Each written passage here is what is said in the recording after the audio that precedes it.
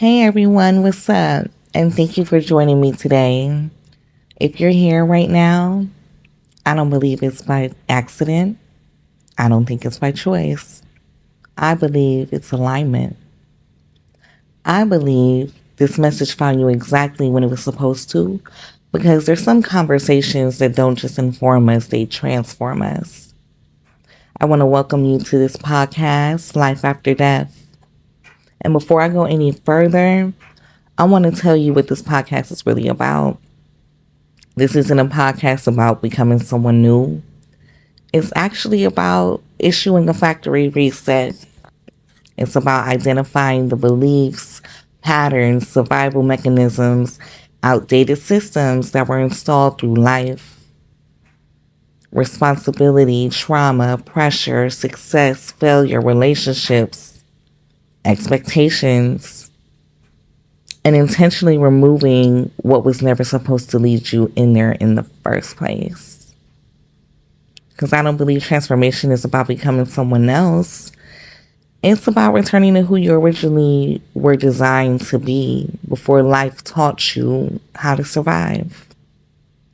It's about peeling back the conditioning, removing the programming, and rebuilding from a place of truth, purpose, and alignment. Because sometimes growth isn't addition. Sometimes it's about subtraction, getting rid of stuff that's not supposed to be there, that you outgrown, that needs to be changed, that actually did more harm than good to you. Even though we have to take the time to honor those things because it brought you to a place of wanting to grow. Those things don't have to stay with you permanently. If you're an entrepreneur, executive, leader, business owner, visionary, someone that carries a lot of responsibility, I want you to listen closely to what I'm about to say. Because the version of me that had to go wasn't lazy. She wasn't irresponsible. She wasn't unmotivated. Actually, it was the complete opposite, to be real. She was dependable, too dependable, reliable, loyal, hardworking, resourceful, capable. Everybody loved her. Everybody needed her. Everybody called on her, pulled on her. And that's exactly what made her dangerous, for real. Because nobody tells high performers that some of the traits that makes you successful can also become the very things that slowly drain the life out of you. For years, I thought I was doing everything right. I built careers. I built businesses. I helped people. I answered phone calls at midnight. I helped people solve problems. I listened to people crying. I showed up. I mean, I carried the responsibility well, for real. And because I carried it so well, people kept bringing it to me. They brought more and more and more. And eventually, I just found myself in a position where a lot of other high performers and executives and leaders of the community find themselves. I gave everybody access to me. Everyone had like exclusive direct access. Clients, friends, family, business associates, strangers, people who needed advice, help, direction, emotional support. Anyone that needed solutions. Hey, I'm here, girl, call me. I can help you with that. You know? And because it came naturally to me, I didn't even question it. I just did it. I responded and I answered the phone call. I handled it. I figured it out. And what's really scary about that is the world rewards that type of behavior. People praise it. They call you dependable, strong, reliable. She's such a great leader. She's always there. If I call her at midnight, she's going to answer the phone. You're a team player, problem solver. But when no one tells you, is that really? That's survival mode. Because survival doesn't always look like you're falling apart. Sometimes survival looks like success to others and to yourself. Sometimes survival looks like a full calendar, thriving business, achievements. But underneath all of that, you are exhausted. I mean, tapped out, okay? Because you're no longer leading your life. You're just reacting to it. And I got to a place where I had to be honest with myself and had to pose the question of, Tammy, how much do you really love yourself? I know you love all these people. I know you have a heart for helping and picking people up and pushing them towards their purpose, but do you really love yourself? And I had to sit on that. And I had to tell myself, I don't think so. And then I came to the conclusion that there was love that I had for myself, right? But the level of love that I actually needed to have for myself, I was afraid of it. I was afraid of taking it there. Because somewhere in the background, there was always this voice telling me, now, Tammy, if you choose yourself like that, you just being selfish. And I believed it because people needed me. What you mean? What you mean I gotta tell them no? What's gonna happen to them if I say no? What if they fail because I said no? Because I knew how to help, right? I knew, I saw the phone call come through. I saw the text come through. I heard them crying on the phone. They need me. They need my guidance. They need my love, my encouragement, my loyalty, my support. And when you're someone like me, which I think a lot of you that are here today are, you can resonate with this. When you're someone that naturally gives those things, I mean, you was born to do it. It rolls off your tongue. You are comfortable in that space. Choosing yourself can feel uncomfortable. It can feel wrong. It can feel selfish. And right here, I just want to shout out someone real quick. It's my very, very close friend and mentor, phenomenal woman, Dr. Charmaine Downer. And she would say something that would stay with me forever. I would hear her tell people, What? You ain't baby Jesus. You ain't sent here to be sacrificing yourself for nobody. What you think you doing?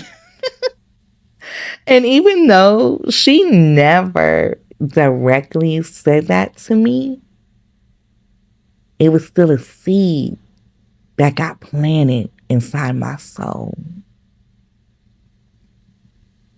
And just like any seed, if you water it, it started to grow inside of me. Because after I asked myself that question, that question I was talking about, like if I love myself, if I truly love myself, I noticed I needed to make changes. And I didn't really know what to do or how to start, really. But I made the decision to start with saying no. Okay. And every time I started saying no, that seed grew because I was watering it. Every time I chose myself, it grew because I was watering it. Every time I walked away from something that no longer aligned with my purpose, my vision, my values, my peace, it grew. Every time I stopped making myself responsible for someone else's comfort, it grew. And this, I'm talking about professionally, in business, and personally, in friendships, with family, romantically, even with my kids. Even with my kids, I found that I needed to say no, right? And then I had to confront something even deeper because I wasn't dealing with a simple people pleasing mentality.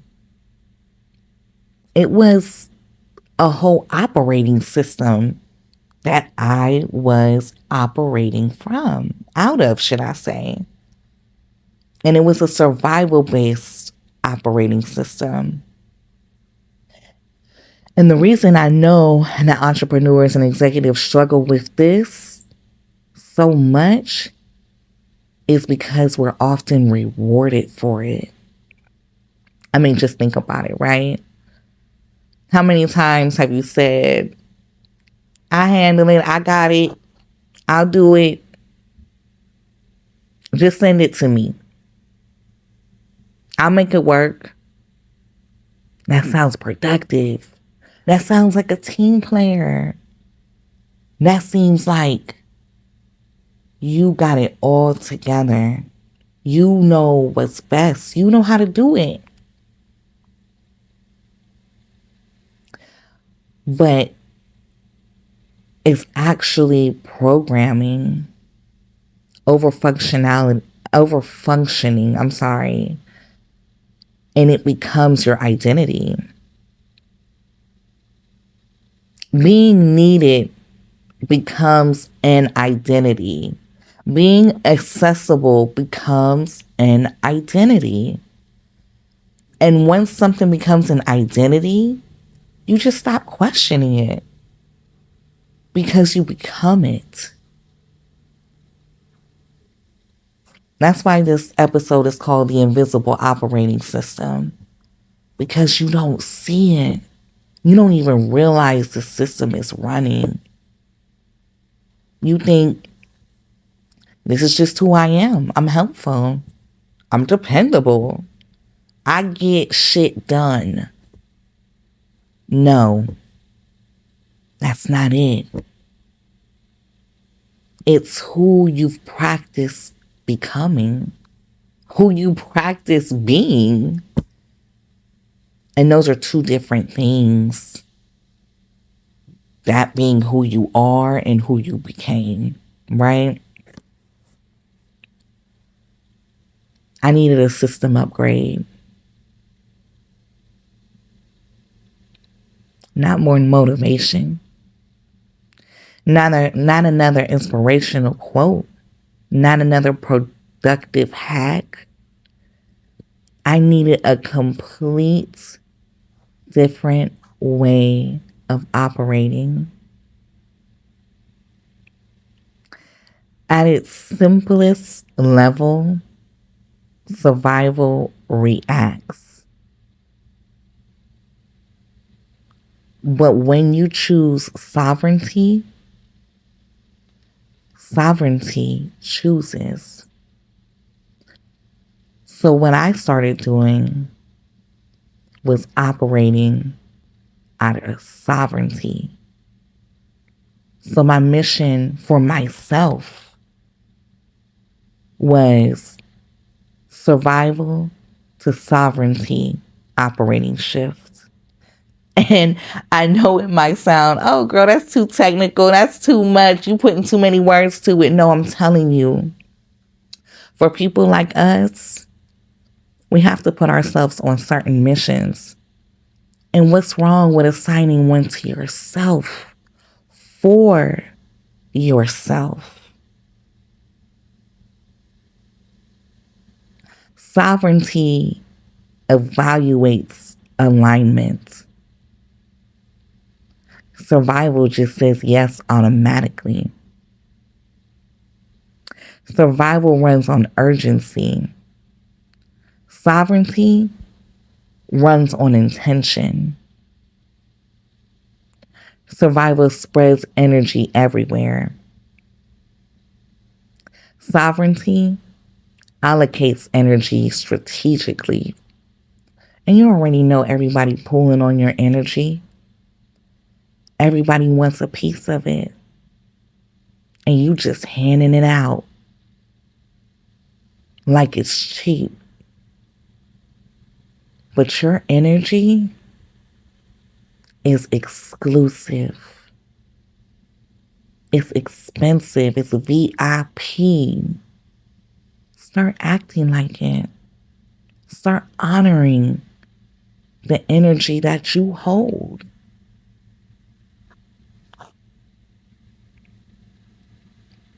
That shift changed everything for me.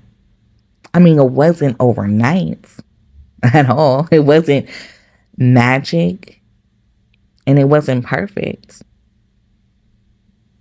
But I applied it consistently, decision by decision, boundary by boundary, choice by choice.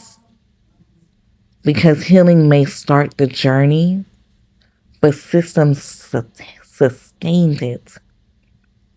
The systems that I have put in place for myself and that I share with my clients, that's what sustains the healing. And the lesson that I want to leave with you today is you're not broken.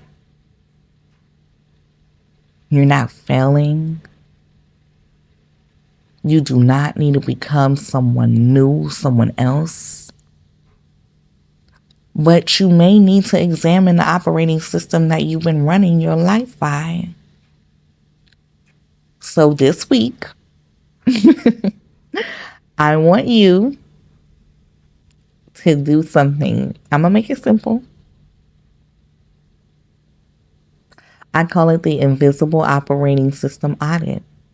Let's do an audit of your operating system that you are currently running in the background of your life. So for the next 7 days, I just want you to sit back and just notice. Where do I say yes automatically? Where do I feel guilty when I choose myself? Who has unrestricted access to my time and my energy? We're not doing nothing. Remember, we are not doing anything. We're just running an audit. What situations create immediate urgency inside of you. Okay? Don't change anything. Just observe. Because awareness is where the transformation starts.